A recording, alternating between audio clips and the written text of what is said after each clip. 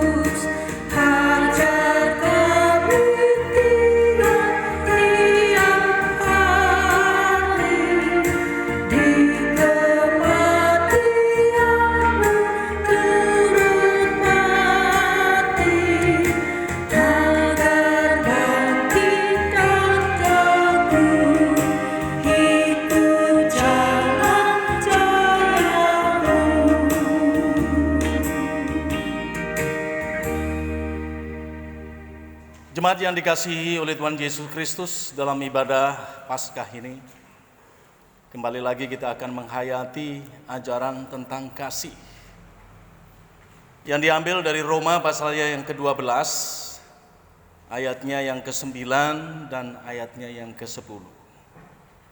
Roma 12 ayat 9 dan ayatnya yang ke-10 demikian. Hendaklah kasih itu jangan pura-pura. Jauhilah yang jahat dan lakukanlah yang baik. Hendaklah kamu saling mengasihi sebagai saudara dan saling mendahului dalam memberi hormat. Jemaat yang dikasihi dan mengasihi Tuhan, ketika kita menghayati ajaran kasih ini dan kita melihat keadaan diri kita, tentu ada banyak hal yang kita lakukan tidak sesuai dengan ajaran kasih. Oleh sebab itu, marilah kita menyatu di dalam doa. Kita mengakui segala dosa kelemahan kita di hadapan Tuhan dan memohon pertolongan Tuhan agar supaya kehidupan kita dimampukan untuk menyatakan kasih. Baik dalam kehidupan kita sebagai keluarga, sebagai gereja, maupun sebagai masyarakat. Mari kita menyatu di dalam doa. Mohon pengampunan dari Tuhan. Mari kita berdoa.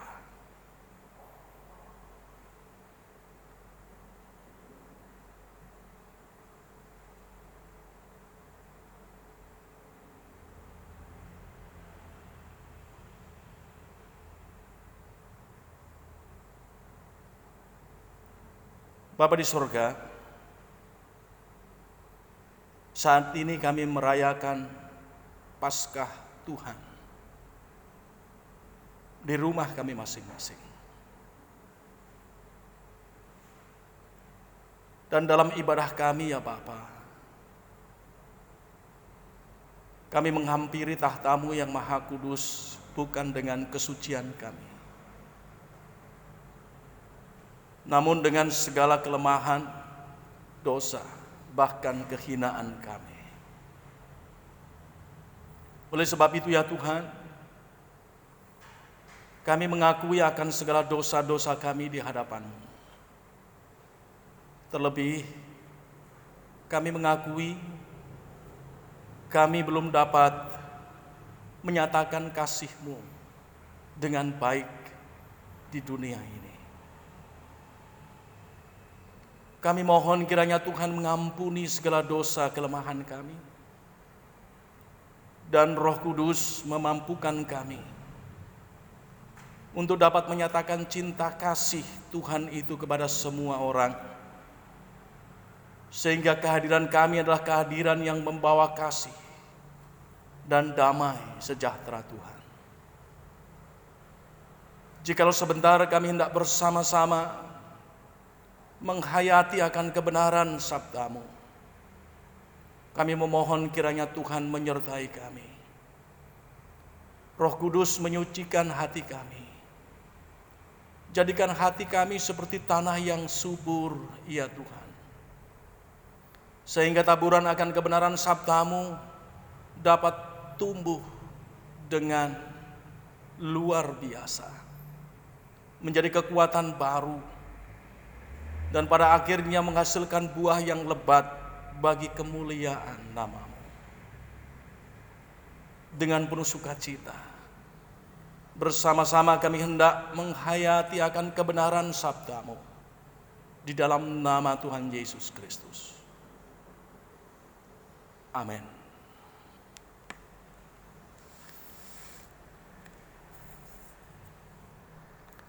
Jemaat yang dikasihi dan mengasihi Tuhan Yesus Kristus, bacaan kita terambil dari Matius pasalnya yang ke-28. Matius pasalnya yang ke-28. Silahkan dibuka Alkitab masing-masing. Kita buka dalam Injil Kristus menurut Matius pasalnya yang ke-28, ayat 1 sampai dengan ayatnya yang ke-10. Kita baca bersama-sama. Setelah hari Sabat lewat, menjelang menyisingnya fajar pada hari pertama minggu itu, pergilah Maria Magdalena dan Maria yang lain menengok kubur itu. Maka terjadilah gempa bumi yang hebat, sebab seorang malaikat Tuhan turun dari langit dan datang ke batu itu dan menggulingkannya, lalu duduk di atasnya.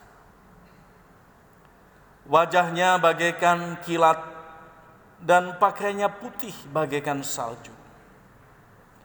Dan penjaga-penjaga itu gentar ketakutan dan menjadi seperti orang-orang mati. Akan tetapi malaikat itu berkata kepada perempuan-perempuan itu, "Janganlah kamu takut, sebab aku tahu kamu mencari Yesus yang disalibkan itu. Ia tidak ada di sini, sebab ia telah bangkit, sama seperti yang telah dikatakannya. Mari, lihatlah tempat ia berbaring,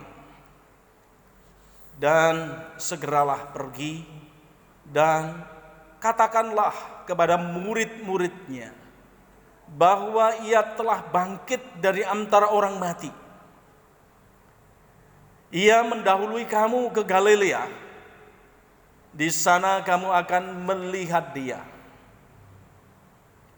Sesungguhnya aku telah mengatakannya kepadamu. Mereka segera pergi dari kubur itu dengan takut dan dengan sukacita yang besar, dan berlari cepat-cepat untuk memberitahukannya kepada murid-murid Yesus.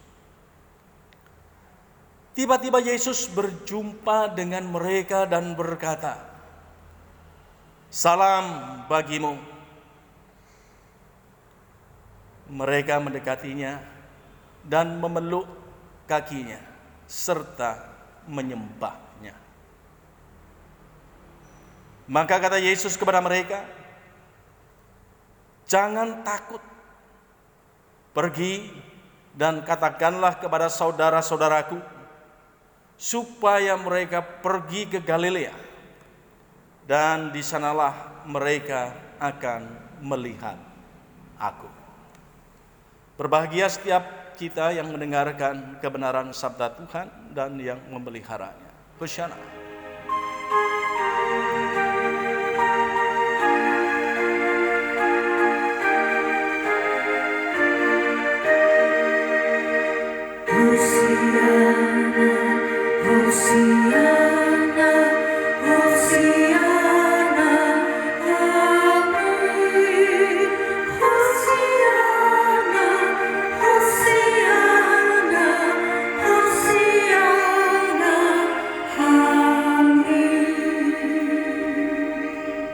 Jemaat yang dikasihi oleh Tuhan Yesus Kristus, ibadah Paskah kita diterangi dengan tema "Kuberitakan sejauh kuatku". Kuberitakan sejauh kuatku. Jemaat yang terkasih, Paskah adalah peristiwa kemenangan. Kemenangan Yesus dari maut. Yesus telah bangkit dan mengalahkan maut. Disitulah kemudian ketika kita menghayati Paskah Kristus, pusat dari pemberitaan adalah sebuah kesaksian bahwa Yesus benar-benar bangkit. Yesus telah mengalahkan maut. Yesus telah menang. Kemenangan atas maut itu kemudian harus diberitakan. Dan ketika kita berbicara soal pemberitaan akan kebangkitan Yesus, kemenangan Yesus, maka di situ kita mengingat sebuah peristiwa bahwa pagi-pagi benar di hari Minggu itu, Maria Magdalena dan Maria yang lain menengok kubur Yesus. Pertama-tama didahului dengan fakta bahwa ada orang yang menengok kubur Yesus. Dalam Injil Kristus menurut Matius pasalnya yang ke-28, di sana disebutkan ada Maria Magdalena dan Maria yang lain menengok kubur Yesus itu di hari Minggu pagi-pagi benar. Dan apa yang terjadi di sana, Bapak Ibu, saudara-saudaraku yang dikasihi dan mengasihi Tuhan? Di sana mereka menyaksikan bahwa penutup dari kubur Yesus itu telah bergeser. Karena ada kuasa malaikat yang hadir di sana. Dan malaikat itu memberitahukan bahwa ketika mereka mencari Yesus yang disalibkan itu, Malaikat itu mempersilahkan perempuan-perempuan itu masuk ke dalamnya untuk melihat apa yang terjadi di sana. Ini adalah pembuktian. Ini adalah sebuah kesaksian supaya mereka bisa melihat apa yang terjadi di dalam kubur itu.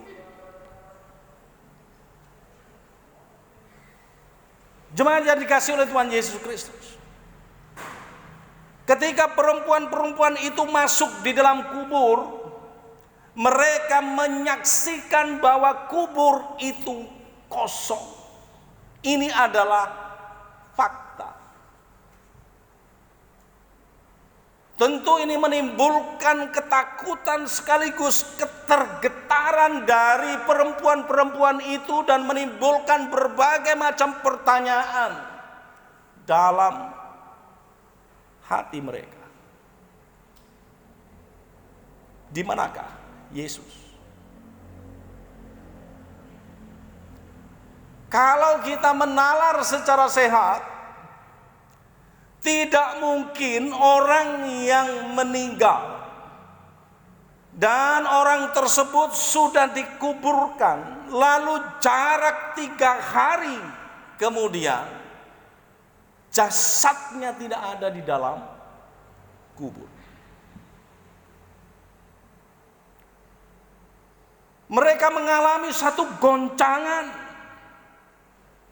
bahwa faktanya memang jasad Yesus tidak ada di sana. Ini yang terkait dengan fakta bahwa kubur itu kosong. Siapa yang menyaksikan pertama? Yang menyaksikan pertama adalah para perempuan yang datang untuk menjenguk, menengok kubur Yesus itu. Di hari Minggu pagi-pagi benar. Lalu kemudian ketika hati mereka tergoncang, pertanyaan yang berikut adalah, apa yang diperoleh perempuan-perempuan itu ketika mereka menyaksikan sebuah fakta bahwa kubur itu kosong? Malaikat memberitahukannya kepadanya bahwa Yesus telah bangkit. Ini adalah hal yang kedua. Setelah mereka mengalami keguncangan, mereka mengalami ketakutan, Tuhan tidak membiarkan itu terjadi dan melingkupi perempuan-perempuan itu. Diberitahukan oleh malaikat bahwa Yesus telah bangkit. Ia tidak ada di sini sebab ia telah bangkit. Itu ayatnya yang ke-6. Lalu kemudian Bapak Ibu Saudara yang dikasihi dan mengasihi Kristus, ketika para murid itu telah mendengar bahwa Yesus telah bangkit, diberitahukan oleh malaikat Tuhan. Dan ketika dengan penglihatannya sendiri mereka menyaksikan bahwa kubur Yesus itu kosong, hal yang ketiga yang perlu kita pahami bahwa malaikat itu mengutus perempuan-perempuan itu. Jadi tidak hanya sekedar melihat fakta bahwa kubur itu kosong, tidak hanya mendengar dari utusan Tuhan bahwa Yesus telah bangkit, tetapi mereka diutus untuk memberitakan apa yang mereka lihat, apa yang mereka dengar tentang Yesus. Ayatnya yang ke-7.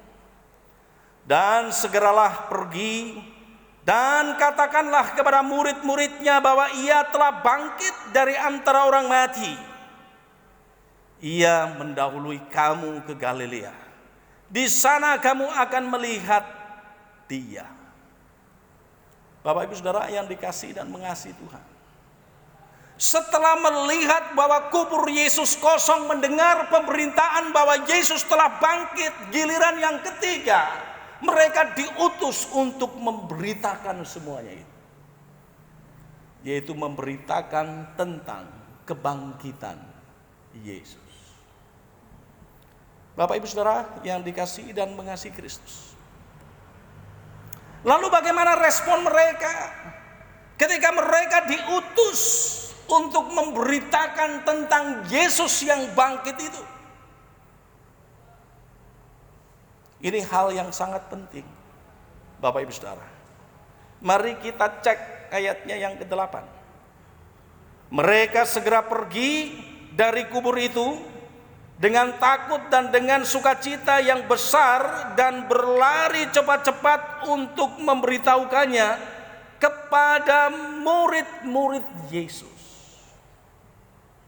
Responnya adalah begitu para perempuan itu melihat kubur Yesus kosong, mendengar pemberitahuan dari malaikat tentang Yesus yang bangkit, kemudian diutus untuk memberitakannya, maka respon mereka begitu sangat cepat.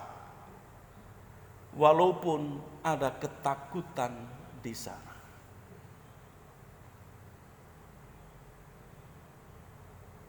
Ketakutan inilah yang tidak dibiarkan oleh Yesus, Bapak Ibu Saudara. Sekali lagi, ketakutan inilah kemudian yang tidak dibiarkan oleh Yesus. Yesus tidak mau para murid yang akan memberikan kesaksian, terutama perempuan-perempuan itu, untuk bersaksi dengan rasa takut. Maka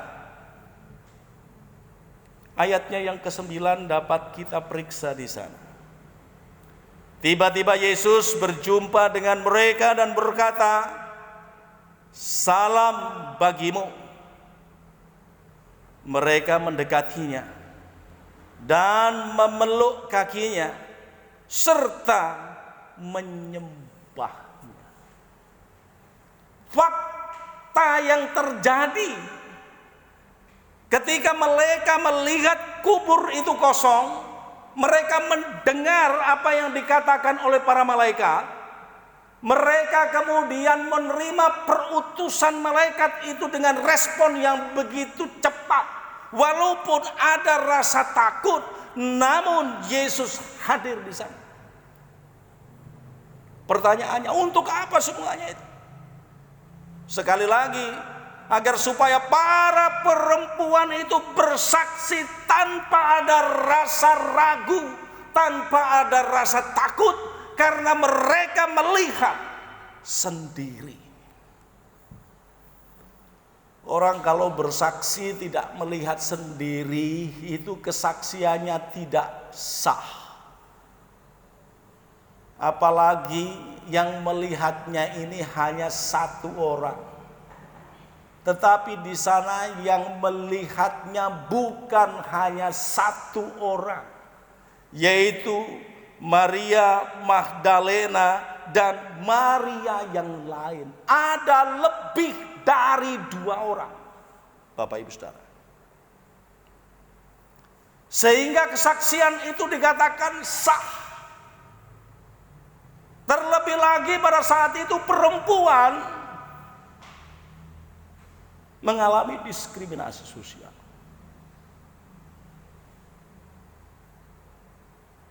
Seringkali tidak dipercaya. Karena kondisinya semacam itu, maka Yesus ingin memperkuat agar supaya perempuan-perempuan itu bersaksi dengan tanpa rasa takut, tanpa rasa keraguan sedikit pun. Kendati pun mungkin masyarakat di sekitarnya atau bahkan para murid-muridnya tidak percaya mendengar kesaksian dari perempuan-perempuan itu. Tetapi oleh karena fakta yang dilihatnya, oleh karena fakta yang didengarnya, mereka akan mengalami apa yang disebut dengan keberanian yang luar biasa. Amin, saudara. Nah, Bapak Ibu Saudara yang dikasihi dan mengasihi Tuhan Yesus Kristus. Yesus hadir dan menyapa perempuan-perempuan itu. Salam bagimu. Lalu mereka juga mendekati Yesus. Mereka memeluk kaki Yesus dan mereka menyembahnya. Secara fisik mereka telah bersentuhan dengan Yesus yang bangkit itu. Hal inilah yang kemudian memberikan kekuatan bagi mereka untuk bersaksi tentang Yesus. Dan tidak hanya sekedar itu, Bapak Ibu, saudaraku yang dikasihi dan mengasihi Tuhan. Yesus masih berkata kepada perempuan-perempuan itu dalam ayatnya yang ke-10. Mari kita lihat. Jangan takut, pergi dan katakanlah kepada saudara-saudaraku supaya mereka pergi ke Galilea dan di sanalah mereka akan melihat aku. Sebuah perutusan itu pasti punya pesan, Bapak Ibu. Orang diutus itu pasti punya tujuan. Dan pesannya Tuhan Yesus kepada mereka, supaya apa yang dilihat oleh perempuan-perempuan itu disampaikan kepada para muridnya, supaya para murid itu pergi ke Galilea. Dan di sanalah mereka akan berjumpa dengan Yesus. Bapak Ibu Saudara yang dikasihi dan mengasihi Tuhan Yesus Kristus. Ini secara nalar sehat tidak mungkin. Orang yang mati mengalami kebangkitan. Apalagi matinya sudah 3 hari. Tetapi ini yang terjadi dari pengalaman yang dilihat oleh para perempuan itu tentang Yesus yang bangkit. Dan ketika mereka diutus untuk memberitakan semuanya itu, pesan yang kita tangkap kalau kita bersaksi, kalau kita memberitakan, jangan pernah ada rasa takut. Jangan pernah ada rasa ragu. Jangan pernah kemudian kita dibelenggu oleh kekhawatiran-kekhawatiran tentang fakta yang kita lihat. Ini yang paling penting. Kita bersaksi itu tentang kebenaran. Dan kebenaran itu dapat diuji, Bapak Ibu Saudara. Diuji dari apa? Dari fakta yang kita saksikan. Kalau kita memang benar-benar melihatnya, kita benar-benar mendengarnya, kita benar-benar mengindranya, maka kita tidak perlu takut bersaksi. Sebab kesaksian itu apa yang kita lihat, apa yang kita benar, apa yang kita dengar. Lebih dari itu tidak benar. Lebih dari itu sekali lagi tidak benar. Contoh sederhana, kalau kita menyaksikan bahwa di sebelah rumah kita ada ular yang panjangnya segini, ya panjangnya segini itulah yang kemudian kita saksikan dan kita beritakan. Jangan sampai kemudian kita bersaksi, kita beritakan bahwa ada ular di sebelah rumah saya yang panjangnya lebih dari segini. Itu namanya membesar-besarkan apa yang terjadi sesungguhnya. Dan kalau membesar-besarkan itu tidak benar.